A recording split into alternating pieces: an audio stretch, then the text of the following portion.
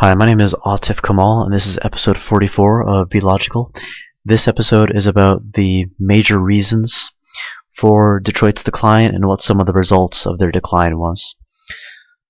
Now, first off, in the 1950s, their population was 1.85 million, which is the highest it's ever been.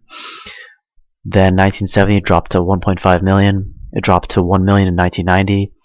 It dropped down to 710,000 in 2010 and dropped again to 701,000 in 2012, and it's unclear, at least to me, whether it will continue dropping or stabilize at this point. I'm getting this information from a combination of sources. I got it from Matthew Iglesias, who writes for Slate. The name of the article is Detroit Files Largest Municipal Bankruptcy Ever. And I'm also getting some of this information regarding the changes in population from the United States Census Bureau. The name of the article is State and County Quick Facts. Now, Matthew made a really good point, I think. Now, if a government or if a city has a lower population, that means they're going to collect less taxes.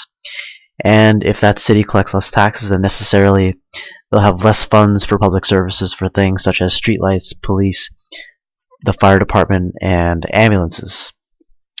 And I'll get more specific with those examples.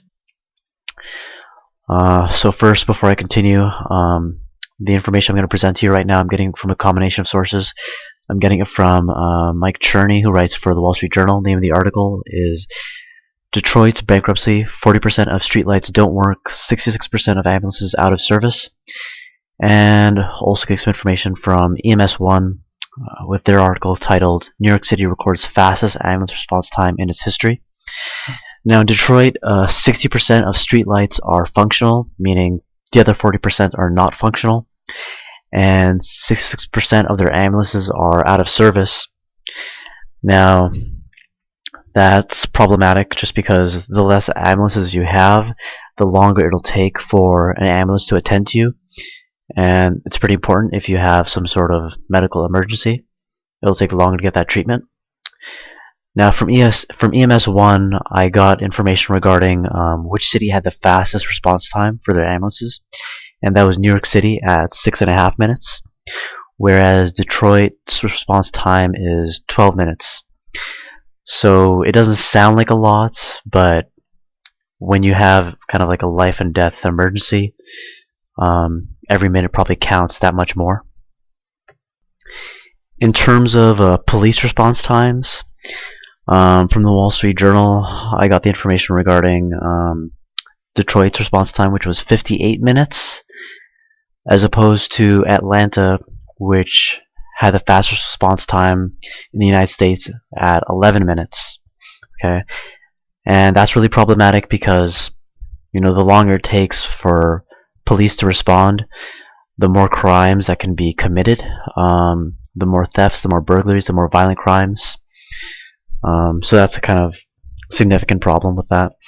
I got the information regarding the fastest police response time in the US from American Police Beat. The name of their article is Response Times City to City.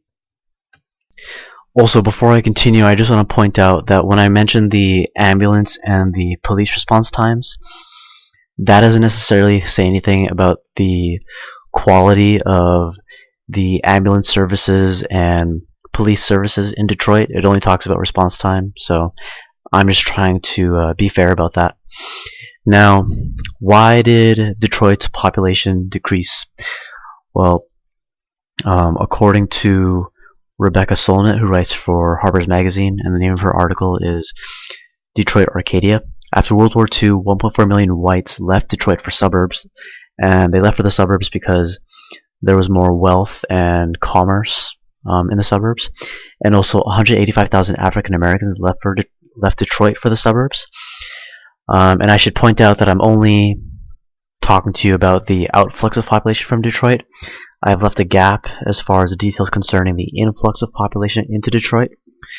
So I just want to keep that in mind, because if you take away 1.4 million people, then you're left with 400,000. So obviously, from somewhere there must have been some influx of population into Detroit, but I do not know the details of that influx.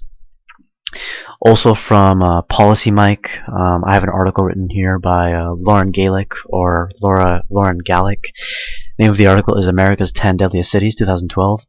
And she states that Detroit has the second highest violent crime rate in the U.S. They had 54 murders per 100,000 citizens. And then another major reason for why the population was decreasing in Detroit is because of the decline of the automotive industry and the collapse of their industrial economy. Richard Wolff wrote an article called "Detroit's Decline is a Distinctively Capitalist Failure." He writes for The Guardian, and he states that basically some key American automotive companies failed to compete with European and Japanese automotive manufacturers because they did not make like fuel-saving technologies or fuel-efficient technologies. They took too long to do that, so the Japanese and European automotive makers were able to get to that market first. And another reason why you have a lot of population outflux, or you had a lot of population outflux from Detroit, was because companies like GM, Chrysler, and Ford left Detroit to manufacture elsewhere so they could pay their workers lower wages. And yeah, those are some major reasons for why you had such a high population leave Detroit. And you also saw how they suffered in terms of the public services. And that is the end of this episode.